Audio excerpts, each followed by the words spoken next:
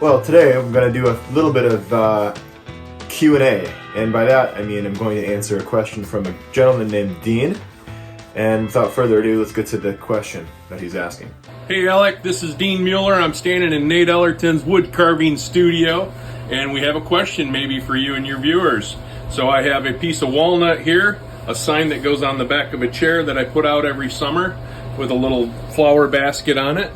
And it is very beautiful walnut, but because it sits outside in the rain and the sun, it gets very dirty and dark. And my question is, what would you do to clean it up to make it look brand new every year? That's my question. Wow, Dean, that's a really nice carving. I would probably start with cleaning it off using a little mineral spirits and a chip brush. I'd just go over it with the mineral spirits and kind of try and clean out any of the dirt. I'd wipe it down. And then I would make sure that it's sealed up properly. I don't know what you applied to that sign, but from having carved signs over the years, what I've learned is that the best product is a product called spar urethane, and that's S-P-A-R, urethane. How do you spell urethane? The idea is with urethane, you thin it to start. It's kind of like a viscous liquid, and once you've added some thinner, maybe say 30% thinner, I like to thin it a little bit more than is recommended. It'll really penetrate into the fibers of the wood and seal them off and protect them from moisture.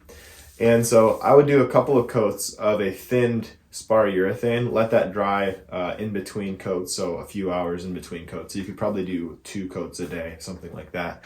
And then once that's dried, of course the thinner will expedite the drying process. You'll do a couple of coats of thicker, less diluted spar urethane. The product that I think is best, that I would recommend, is called Epifanes, E-P-I-F-A-N-E-S,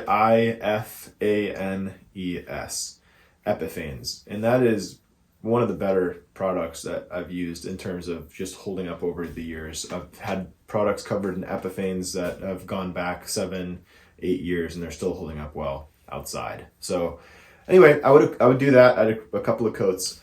So on the more extreme side of things, what I would do if I was really trying to kind of bring back the vibrancy of the wood, a couple of options. You could just lightly sand the lettering again with a 220 block, and then if you wanted to try and just highlight the lettering and the flowers in your carving and leave the backdrop kind of that deeper rich tone to create a contrast to really make it pop, you could use a 2-part wood bleach.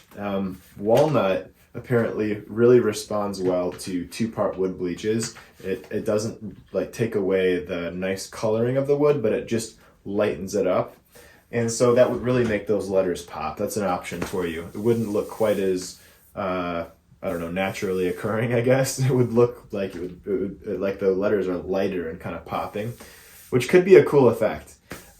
So I use a product by Zinsser. You can buy the wood bleach on Amazon. I'll link that in the description of this video. But I know a really great carver named Fred Zavadil who will use wood bleach on his basswood carvings to lighten the skin tone of, say, a female, and then leave the hair background the original wood tone color. And it gives this really neat effect.